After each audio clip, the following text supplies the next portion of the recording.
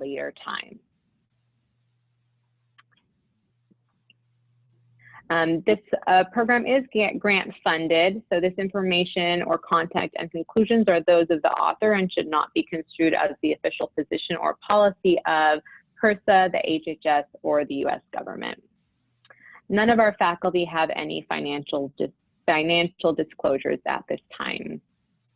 So as we've done before, we're going to go ahead and do some quick introductions.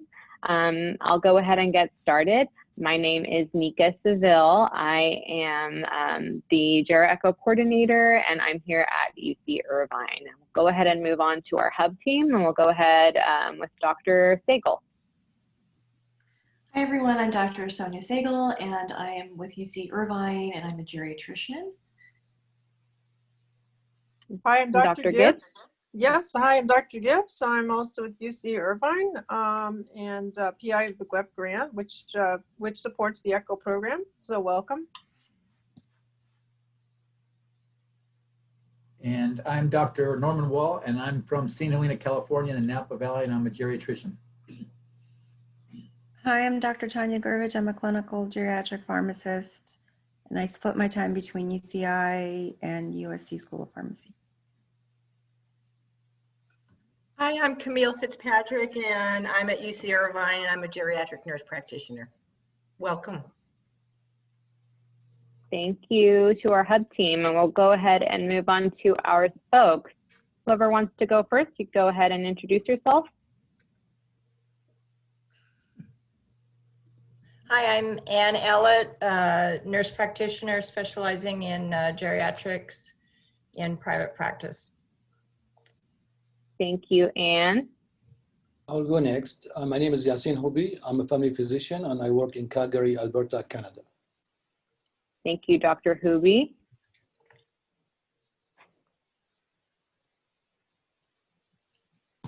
I think we have a few others on the line. Does anybody want to introduce themselves?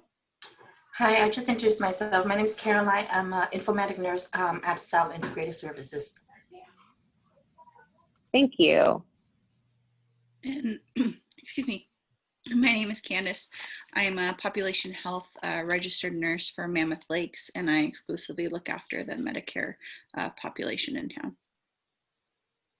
Thank you so much. I'm Shivali Agarwal. I'm at UCI. I'm one of the geriatric fellows. Thank you, Dr. Agarwal. Anyone else? Hi, I'm Jennifer Rowe. I'm the Associate Medical Director at UCI Emergency Department, and I'm leading the Geriatric Emergency Department Initiative. Thank you, Dr. Rowe. Anyone else?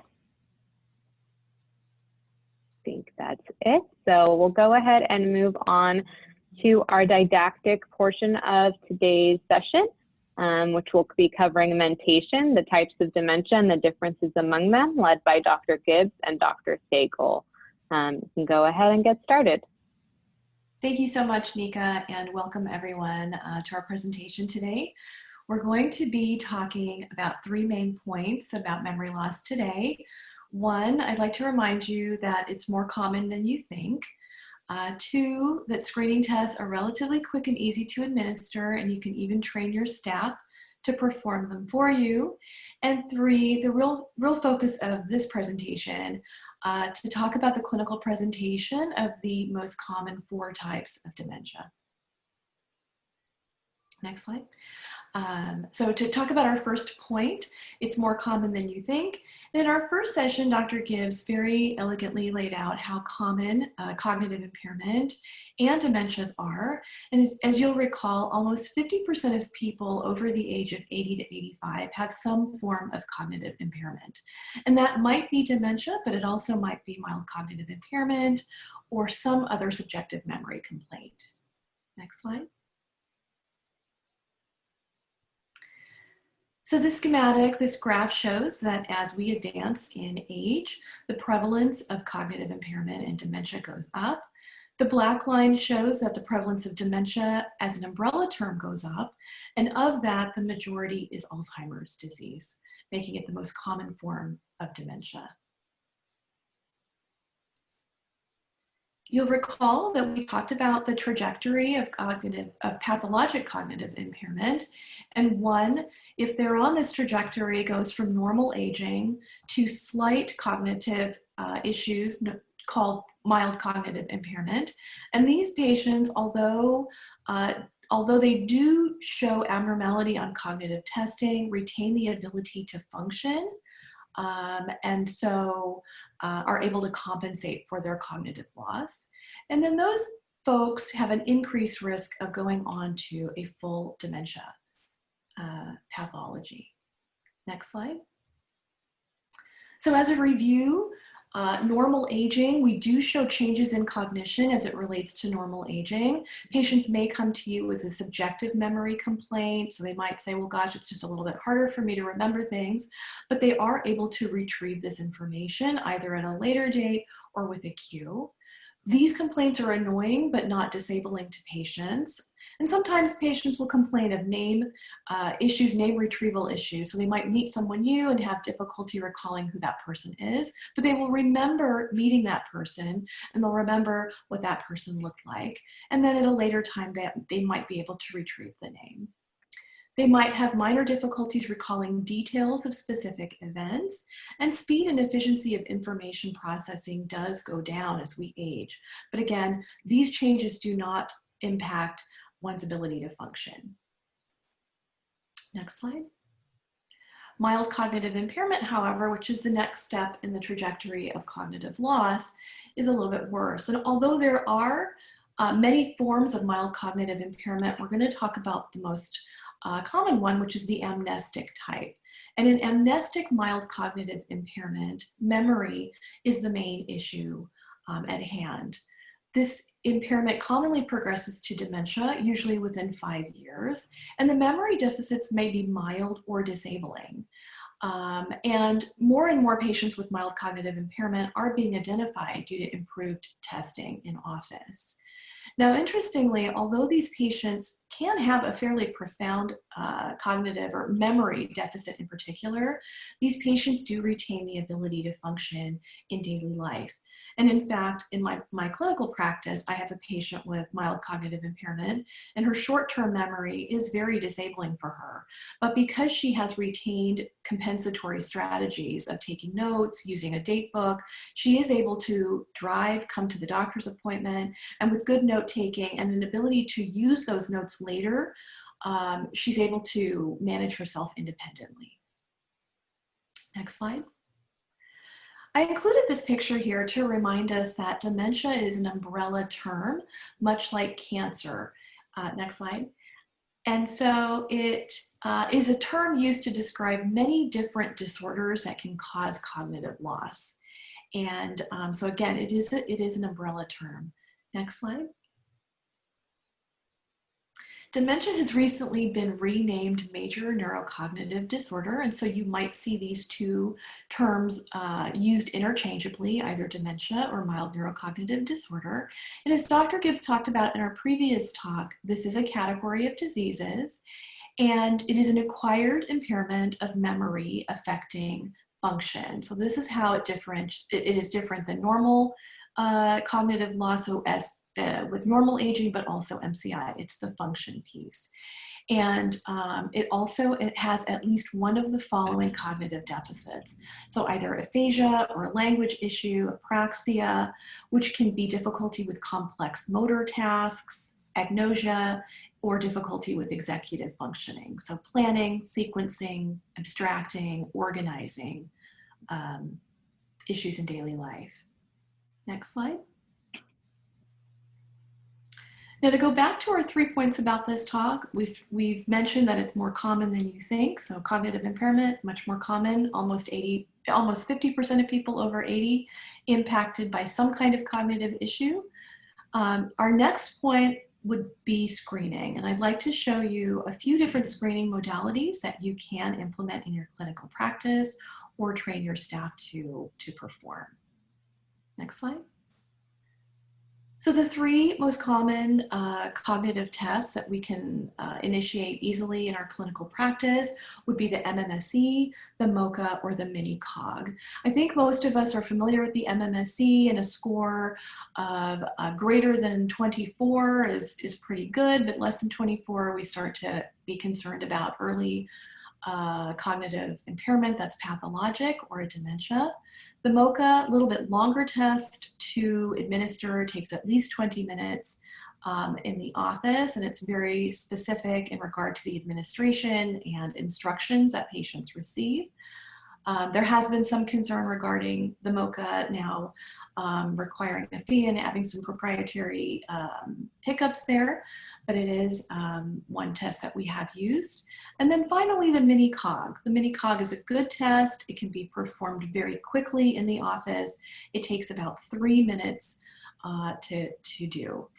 And the mini-cog, I'll spend a couple of extra seconds talking about the mini-cog. This is a clock draw with 3-item recall. So you'll give the patient 3 unrelated words to remember, have them draw a clock, and then ask for those 3 words again. Next slide, please. And if the patient is able to recall 3 of those 3 words, we're pretty assured that that cognition for the most part is okay. If the patient can recall 0 of the 3 words, we become concerned and we'll send that patient for more of an evaluation. And if the patient can recall 1 or 2 of the words, we look at the clock. And if the clock is normal, we are reassured. And if it's not, then we become concerned and the patient might need more of a workup.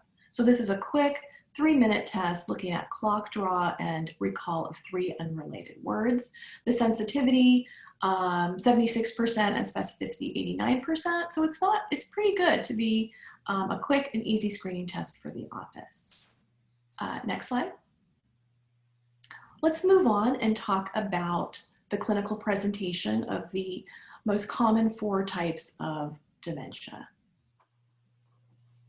So the ones that we'll focus on today are Alzheimer's disease, Lewy body dementia, vascular dementia, and frontotemporal dementia. Next slide. So let's talk about Alzheimer's disease. So Alzheimer's disease, this is probably the most classic condition that we think of when we use the term dementia. This condition begins with an isolated memory problem. This is mainly short-term memory. These patients have a difficulty in learning new information, and the area most affected is the medial section of the temporal lobe. As this disease progresses, there is more difficulty with expressive language, so we see more word-finding difficulty, issues with fluency. As the disease progresses further, patients can have difficulty recognizing people, objects, getting lost, and then further executive dysfunction can occur. Very classically, the patient with Alzheimer's disease does not have an awareness to their limitations in memory. Family or those around them might notice that short-term memory has become a problem, but the patient lacks insight into this. Next slide. In Alzheimer's disease, patients can, late in their disease course, have difficulty with hallucinations and behavioral problems, but that is not a prominent feature early in the disease course. And as you may know, the main pathology is with neurofibrillary tangles and amyloid plaques. Next slide. In regard to imaging with Alzheimer's disease, the main characteristic would be hippocampal volume loss and generalized atrophy. I should mention that in a patient with classic Alzheimer's disease, we don't routinely require MRI or CT scan unless the patient has an abnormal physical exam that lateralizes from a neurologic standpoint. So again, this is a condition that can, with easy cognitive testing in the office and a normal physical exam and a classic history, may not require detailed imaging. Next slide. We'll move on now and talk about vascular dementia, and there are several subtypes of vascular dementia. Some have to do with single strokes, multiple strokes, hemorrhage, or microvascular disease. Next slide. And the microvascular disease is generally small vessel, periventricular in nature, although you can see large stroke as well. In comparison to the patient with Alzheimer's disease, the patient with vascular disease may have a more prominent history of diabetes, hypertension, or atherosclerotic cardiovascular disease. These patients can present with impaired judgment or ability to plan, and this can be much more prominent early in the disease course as compared to Alzheimer's, where the short-term memory would be more prominent. Memory deficits in these patients can be patchy and related to the ischemic event that is causing the dementia or the decline in cognition. The primary difficulty for these patients is retrieval rather than storing. So they're able to make the memory, but they have difficulty in bringing that information and retrieving it and then talking about it. So these patients do benefit from cueing. So if you're asking a patient with vascular dementia about a particular appointment or something that they have been asked to recall, giving them a little hint or a cue might help. And this can be seen on detailed cognitive testing. So they have difficulty retrieving rather than storing. These patients also have some cognitive inflexibility, difficulty with verbal fluency or slowed sequencing as well on testing. The most classic feature of vascular dementia as compared to Alzheimer's is a stepwise progressive nature of their cognitive decline. So a patient with Alzheimer's disease would have a very slow onset but progressive nature of their decline, whereas in vascular dementia, it's a stepwise progression that often is associated with ischemic events. Next slide. So again, the typical progression of vascular multi-infarct dementia, we see that the patient is moving along in their life. They have an event, there's a decline in cognition, they stabilize at that level of cognition for a while, they have another event, and then the cognition gets worse and things decline in a stepwise manner. Next slide. So again, these patients have slow processing speed. They may need cues to retrieve information. Patient with Alzheimer's, you can give them the cues, but they won't be able to retrieve the information because they're not able to make the memory as compared to patients with vascular disease. They can have some psychotic symptoms, and mood disorders such as depression are fairly common in this disorder. Next slide. Our third dementia that we're going to characterize is Lewy body dementia, and there's a picture here of Estelle Getty, who unfortunately suffered from this condition. And Lewy body is a different dementia in that visual hallucinations and cognitive fluctuations are very prominent, and they occur early in the disease course.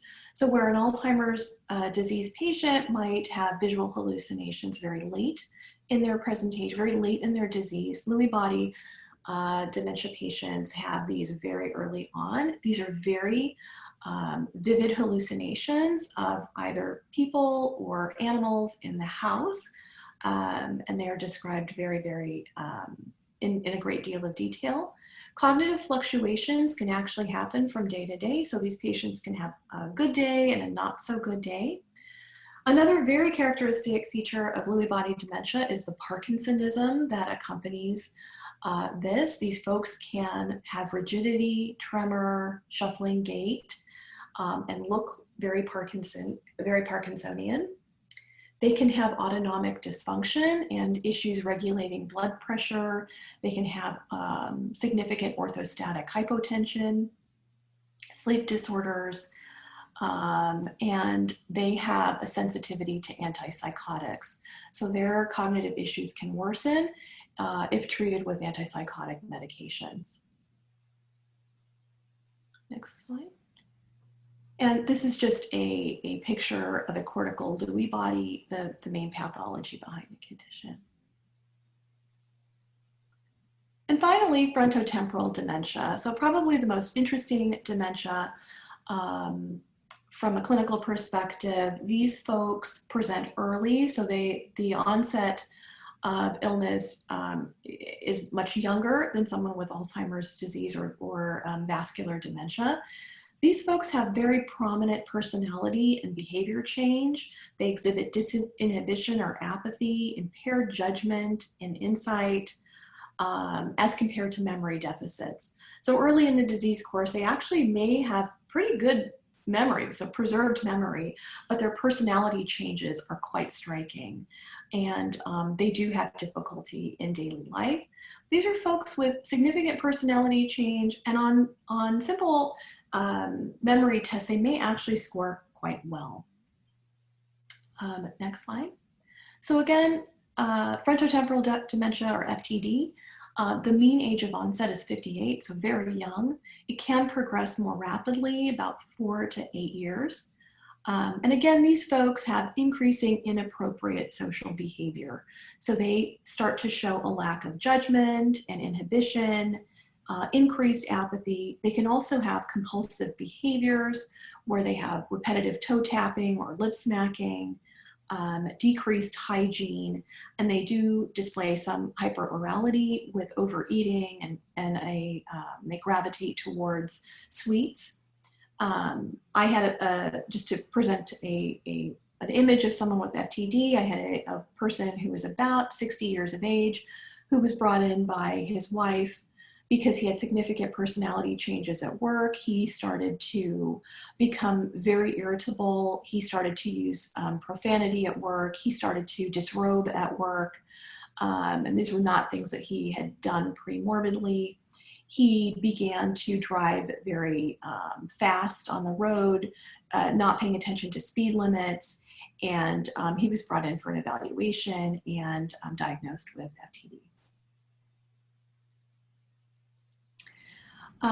Here's a simple chart that kind of goes over the differences of these 4 types of cognitive impairment, or these 4 dementias. You'll note that Alzheimer's and Lewy body, this is a gradual onset of cognitive impairment as compared to vascular, which is again very stepwise. The Alzheimer's patient very, very classically lack insight into their short-term memory impairment. Issues are first noticed by family, and they may have a normal neurological examination. Patients with Lewy body dementia, the classic feature here are visual hallucinations and the fluctuating course. They can have visual spatial disturbance, and on physical examination will show some Parkinsonism. The patient with vascular dementia will have the stepwise progression and have difficulty with retrieving information. And depending on their vascular lesions or the areas of ischemia, their physical exam may show lateralization and be location specific to that cognitive injury. And then the FTD patient, younger, with a very striking change in personality and disinhibition. And this disorder can have some Parkinsonian findings and be associated with ALS. Next slide. I put up this more for reference, and we'll send out the slides for you later. But it's just a very quick reminder of the workup for cognitive impairment. And so you would initiate, if someone came in with a cognitive complaint, you would evaluate with a history and physical examination, labs, if they were indicated. Based on your screening in the office, you could, with a normal physical exam, you might consider normal memory changes with aging. You'd follow up that patient and provide reassurance. You might consider a patient with a classic history and lateralization or neuro findings on physical exam consistent with a stroke. You might consider vascular disease. and so on. So I included this as the schematic really as a reference, and we can go over it in a subsequent session.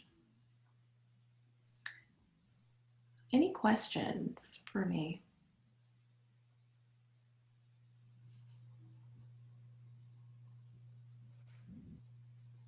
If you do have any questions, you can go ahead and put it in the chat or just speak up. Thank you.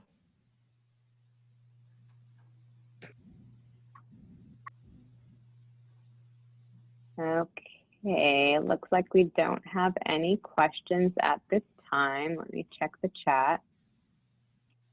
Okay, we can go ahead and move on to our case overview, which is going to be, well, hold on one second. It looks like we might have one question. Is there a high prevalence of mixed etiology of dementia? Yes, there is. And I think you're referring to mixed with Alzheimer's and vascular. So absolutely, yes. Okay, thank you, Dr. Stagel. It's very high. So, you know, that's why when we counsel patients in healthy aging, we really focus on cardiovascular risk factors as well, hoping to reduce at least the vascular portion of the mixed part of the dementia. Thank you, Dr. Gibbs. Any other questions? Okay, we'll go ahead and move on to our case presentation by Dr. Wall. I'm going to go ahead and pull up the case really quickly. Give me 1 second, please. Can everybody hear me? Yes. Okay, excellent. Yes. Okay.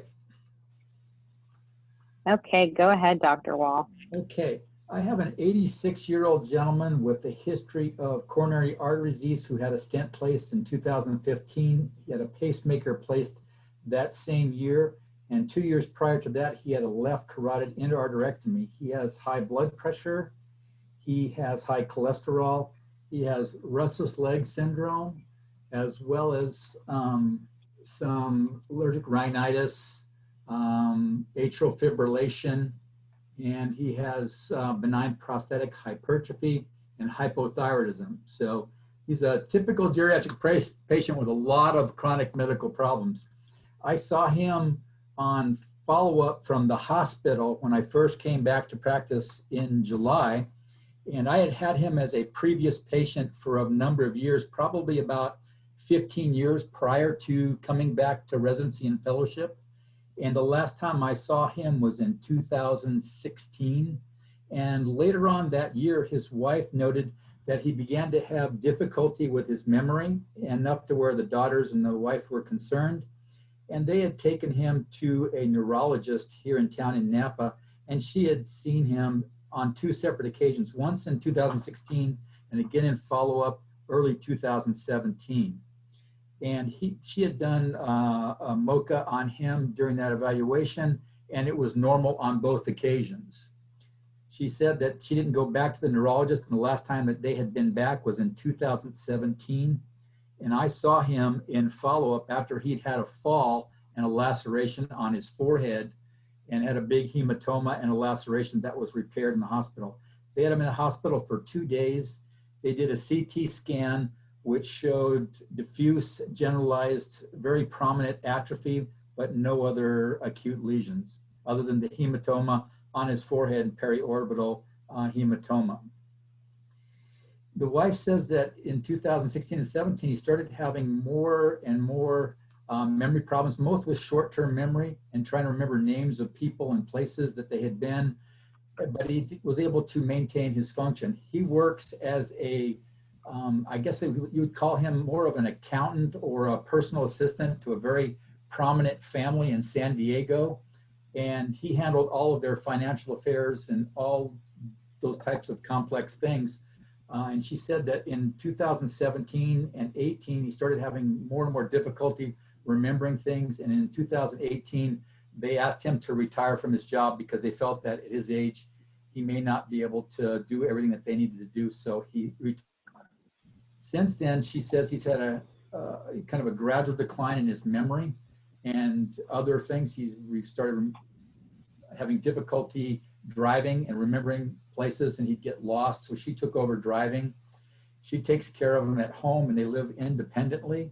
She did state that during that time, about 2018 to 19, he had a lot of difficulty with the church, their LDS, and he's very high up in the church, a bishop locally, and he also goes to Salt Lake City and does a lot of work for the LDS church there.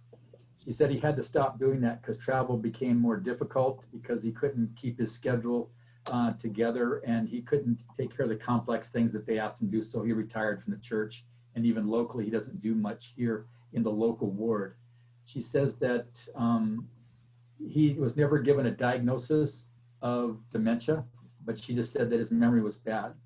So when I saw him on follow-up, all of his labs had been done. His B12 was normal, the thyroid function was normal, and all the other things that you would typically do in an evaluation for dementia had already been done. As again, I said, the CT scan of his head was done. And when you talk to her, he had this kind of this steady decline in memory and cognition. And on further questioning him and her, she said he gets up at night and kind of wanders around. And that's when he had fallen. And he's fallen 3 or 4 times in the past year that she recalls, none of them with injuries up until now. So we stopped his anticoagulation when he came out of the hospital, and I took a look at all of his labs, and all of his medications stayed in place that you see on the med list. So upon further questioning of him, he's starting to have some urinary incontinence. He's starting to have a difficulty with wandering. He lacks insight into his problem. You talk to him, and he kind of says he has a memory problem, but not really, and he doesn't really understand the complexities. But his wife says that he can no longer remember most any new information. I did a mini cog on him the first time I saw him, and he was 0. The next time I saw him, I did a MOC on him, he was 16. And then I did it a little while later, and he was about 14 or 15. So he's been consistent every month afterwards. I just wanted to kind of see, to make sure that we weren't dealing with some of the post-acute in the hospital cognition problems that you might have with somebody who's sick. They didn't report any delirium in the hospital during his hospitalization for the 2.5 days that he was there. And my question is, I said he probably has a major neurocognitive disorder, probable Alzheimer's, with this kind of progressive over the past 3 to 4 years of memory decline over time. So I thought this was probably Alzheimer's, but with his vascular disease in his heart and his carotids, I couldn't completely rule out some vascular component as well. I did not get an MRI scan because I thought with the history that I had and the way it's progressed and where he's at now and my observation of him, that he looks like to be Alzheimer's dementia. And I didn't think there would be anything that I would change if he had some vascular component to it. He has had trouble recently with some blood pressure issues, and I stopped his valsartan recently, and his blood pressure has been fine, and he hasn't had any dizziness or syncopal episodes since the first time I saw him. Okay, thank you so much. Does anybody have any questions or would like to get started on the discussion? Could I see the med list again? The dopamine agonist for the dose for that? It went by quick. Can you move it up? It's on the bottom. Okay. And is that because the ropinirole can cause orthostasis? Yeah. So I wonder, did we try halving the dose? Your rest, and I actually stopped that since I put this case in the last time I saw him. I had stopped the ropinirole. Okay. Myself, yeah, I did do that. Okay. Can you go back up to the top, the physical? Say again? Yeah, and I don't think everybody has access to the case, so whenever you're pointing anything out, just make sure you list it out. Okay, on physical exam, when I saw him, he was alert and he was oriented ×1 just to himself. If you talk to him about, and you ask him questions. He doesn't know the date and the time and the day. He knew his wife, and he could identify her. When you talk to him, you say, "Who is this?" And he said, "That's my wife," but he couldn't recall her name. And then his caregiver, he couldn't recall his caregiver's name, but he says, "This is the person who helps take care of me." And the last visit I had with him, his blood pressure was 132/74. His weight's 169, temperature 97.5. His pulse was 106, and his oxygen saturation was 96% on room air. So cardiovascular, he's regular. He has paroxysmal atrial fibrillation, but he's on amiodarone as well. So the atrial fibrillation comes and goes. We have him on an aspirin and for anticoagulation because we stopped his anticoagulation when he fell and hit his head because we were worried about him falling. So we'd stopped that. The rest of his physical examination was essentially normal. He, his gait's not really shuffling gait, but he has a kind of a wide stance gait. He uses a walker now to get around. He has difficulty getting up and out of a chair. His get up and go test, he couldn't perform it. He couldn't get out of the chair.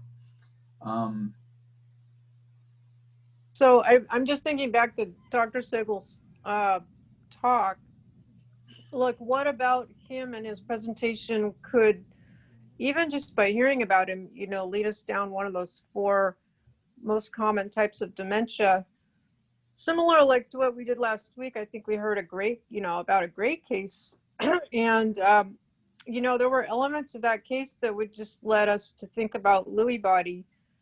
I think in this case, you know, there's, we you know, if you kind of go toward excluding certain criteria, and also including certain criteria, you know, what about, like, what would strike you most about this being more of an Alzheimer's picture?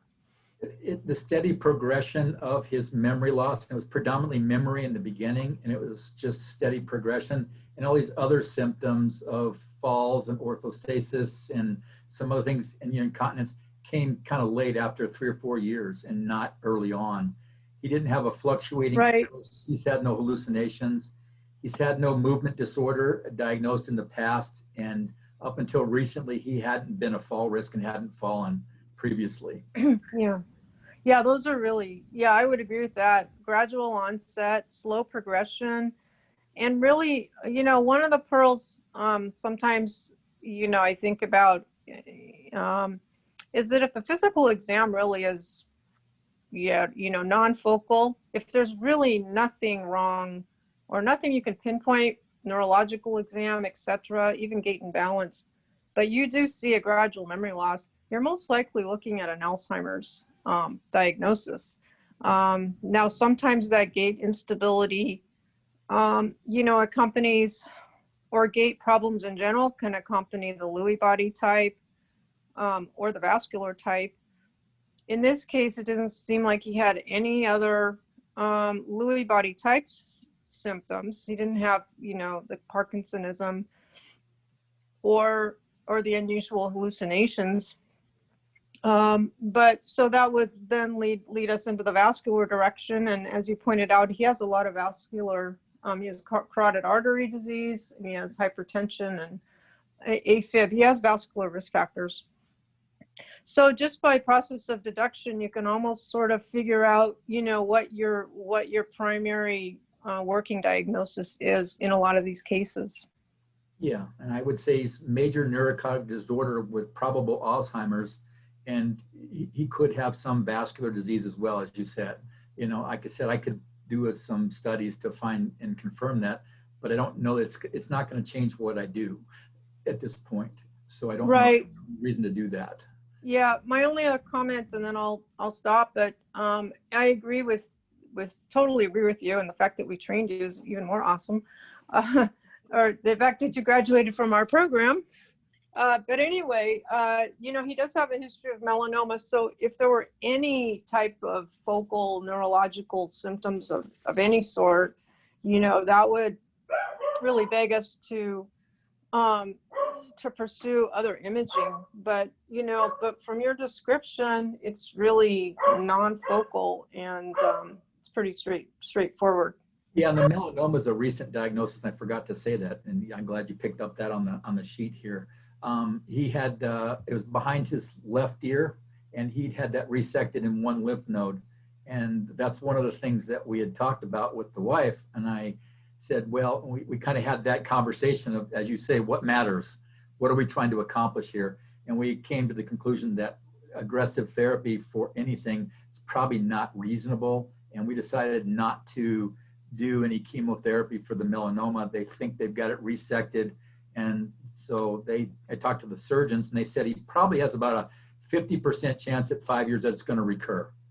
And she's not interested in doing that. And I think with where he's at in that kind of moderate dementia category with the urinary incontinence and starting to fall and frail and using a walker, I can't imagine he'd be here 5 years from now. Yeah, excellent. That's really excellent information. And also with a MOCA of 16, you know, you have to wonder about his capacity to really truly understand, you know, why he was getting that aggressive treatment or not.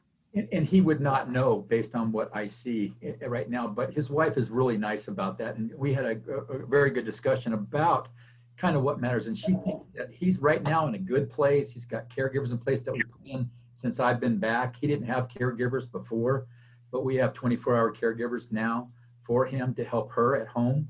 And so we're doing that and to keep him safe so he doesn't fall again and he gets the care he needs. And I think that, you know, putting him through therapy for some type of malignancy is probably not his best interest. And she thinks that he's just doing well the way he is, and everybody's happy. The grandkids come and they can see him. And I think that, you know, adding more treatment and more therapy is really not what she's interested in doing for him. So, Norman, this is Camille, and the only other point that I might think about is with his kind of wide base gauge and his incontinence, what about NPH?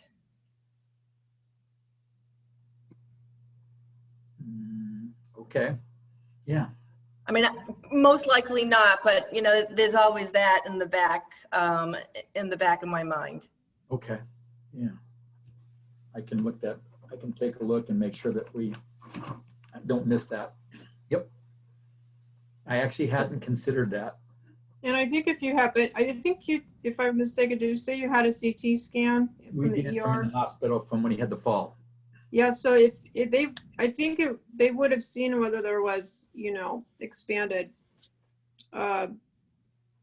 you know, airspaces, excuse me, I'm blanking on the term, but they would have seen some of that in that CT, I would imagine.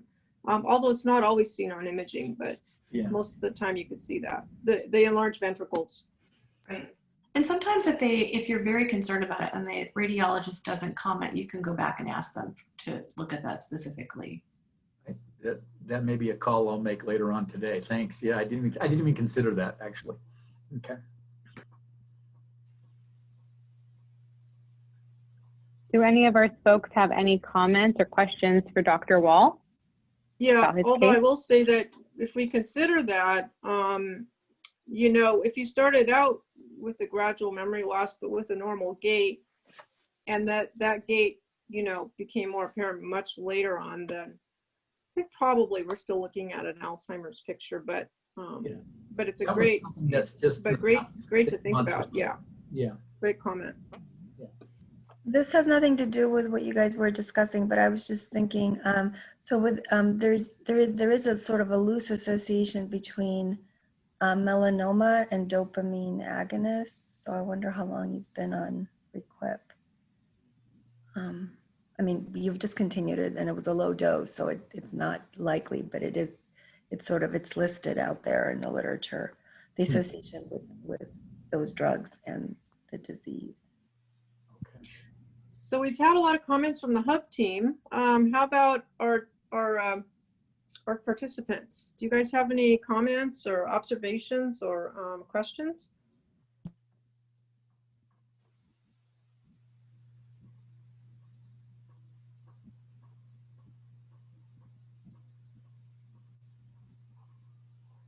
I guess I just wanted to say it was really good to identify wishes of the wife, the family, just because as an emergency doctor, I think we do think, of,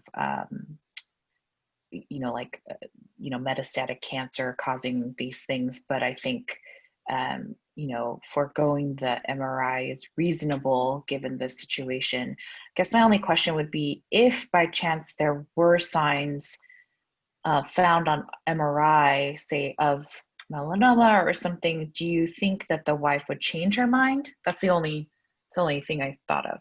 We talked about that, and she said that she probably wouldn't. She, Okay. not knowing that, she doesn't want to treat him for that. Even if there was something treatable in his brain, that she probably wouldn't want to put him through any aggressive therapy. So we kind of had that discussion on what we're. No, that's great. I think that's great. In my big discussion with this particular patient was, if I didn't have this kind of late stage that I'm kind of stepping into,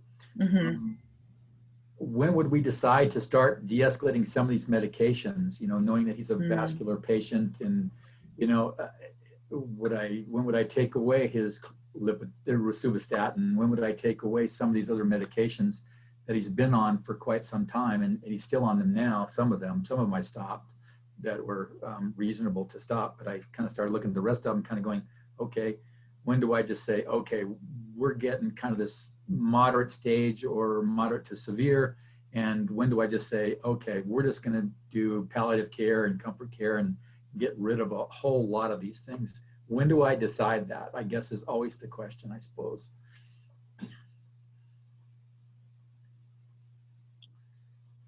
Does anybody have any comments about that?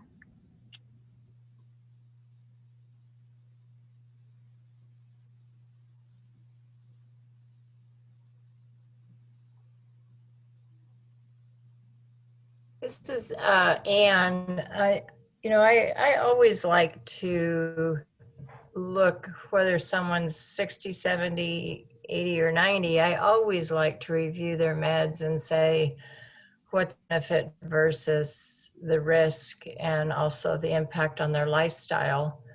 And, he's not taking 20 medications, but I mean, does he still need even just the Tylenol? I mean, I would start going through to look at them to see if they're bringing benefit, or possibly, because who wants to take a handful of pills several times a day if you don't need to? So I think we have to be careful not to layer stuff on. And I appreciate that you've already tried to decreasing, which is, I think, is great. Thank you, Anne. I mean, of the med lists that I see every day, this is actually a pretty small one. Yeah. How much Crestor is he on? 20. 20. I mean, that's fairly high dose. Is he having any muscle pain or any muscle weakness? Not at all, other than, this gait abnormality he's got, and his weakness not being able to get out of a chair is new in the past 6 months. That's been kind of it started off as, a little more weakness, but now it's getting to the point where it's getting more prominent and more difficult for him to get around. He needs help. So, I mean, rosuvastatin 20 is pretty high dose, so okay. You could back off and see what happens. And the argument to stop it completely at this point? Well, I mean, I think, so what I would do is I would reduce the dose and then kind of at some point later on decide to maybe discontinue. That would be the one drug I might stop, actually. Because you've already gotten rid of the ARB, right? Yeah. His blood pressure was 80 over 50, so I stopped it when he came to me. They sent him out of the hospital on it, so I stopped it when I saw him.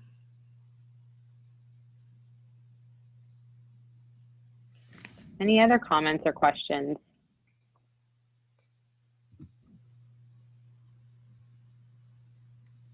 Do people feel like, I don't know if our participants feel like, did you want to, come away from this series with the ability to really understand the different types and be able to diagnose the different types? And if so, you know, is something like this helpful to you, you know, in providing more confidence to be able to do that?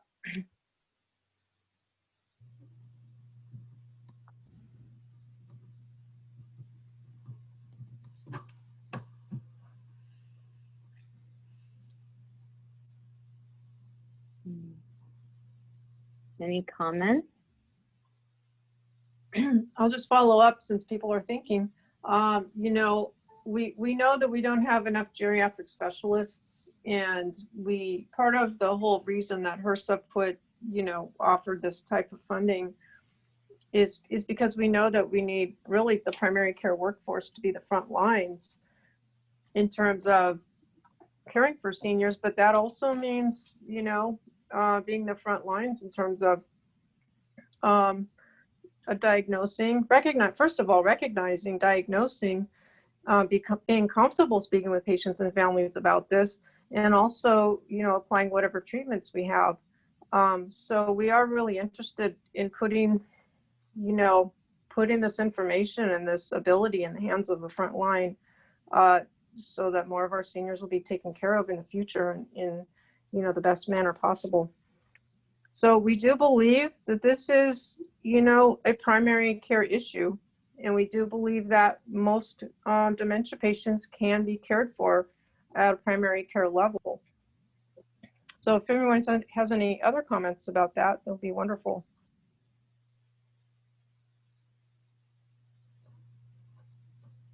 Well, Anne wrote in the chat that this is a great review of the 4 common types of dementia. Thank you.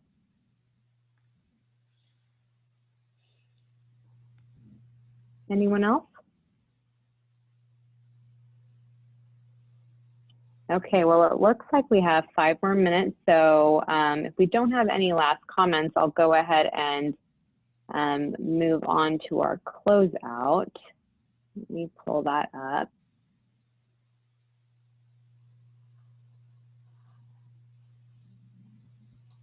So just as a reminder to everyone, this series is CME accredited. If you would like CME credits, please make sure that you do complete the evaluation. That evaluation link is usually sent in the agenda. That is always sent in the reminder, but I'll go ahead and send that again to everybody who has attended. We are always asking for new cases and our folks who can present on different cases. And so thank you to those who have volunteered already. We really appreciate that. Does Dr. Sagler or Dr. Gibbs want to give a little bit of a update on what kind of cases we're kind of looking for? Yes, absolutely. So we are open to cases where you may be struggling or have a clinical question. If you have a patient that you're caring for or have cared for, we would absolutely be open to hearing about the case and assisting in any manner possible. These should be cases that have where the patient has some degree of cognitive impairment, since that is the theme of our sessions, but any aspect of their cognitive impairment would be open for discussion.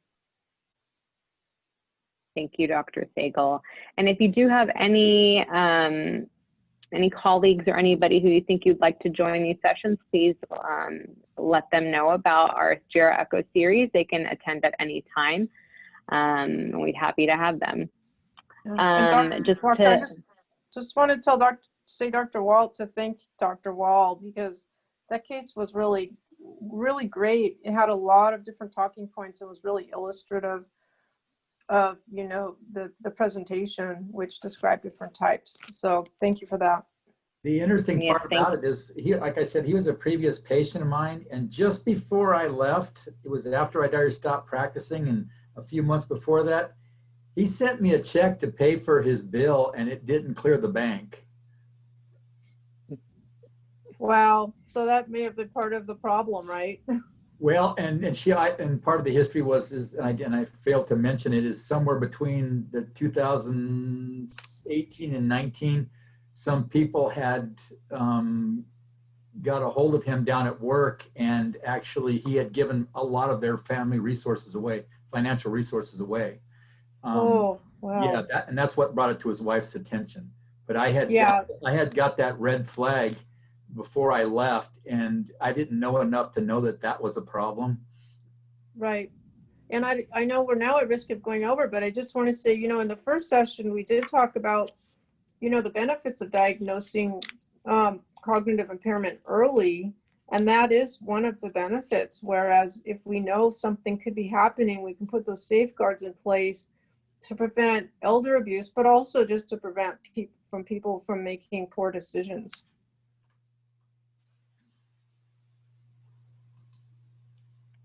Thank you so much. Sorry, to every. your turn. Oh, no, that was so great. Thank you so much. And then for everybody who's here, just to let you know, we have 3 more sessions in the series. Our next one is coming up on October 9th, which will be focusing on medications, and Dr. Gerovich will be our lead presenter for that session, which will be followed up on our next session, which will be on mobility, presented by Dr. Wall. And lastly, what matters most, which will be presented by Camille. So again, 3 more sessions, and we hope you all will be attending. Does anybody have any last comments or questions before we end this session? Hi, this is Kan Nguyen. Can you hear me okay? Yes, we can hear you. Just a quick question about the next session for mobility and medication. Is that the one I'm scheduling to present? I just want to confirm that. We have you down for the medication session. Is that okay with you? Yeah, I'd love to ask some question regarding mobility to this patient that I would like to present for the next session. Has some mobility issue that I would love to get some feedback also. Okay, Dr. Nguyen. Well, go ahead and submit your case, and we'll take a look at it and see what session it might be best for, if that's okay with you. That's fine. Thank you. Thank you. Okay, thank you so much, everyone. If you have any follow-up questions, please don't hesitate to reach out to us. You can email us at geroecho@uci.edu. And if you don't have any other questions, we'll go ahead and see you all on October 9th at our next session. Thank you so much. Thank you. Thank you, everyone. Thank you so much. Bye-bye. Thank you. Bye. Thanks. Thank you. I have a question. Can we send these links to the resident, to my resident? Yeah. Yes.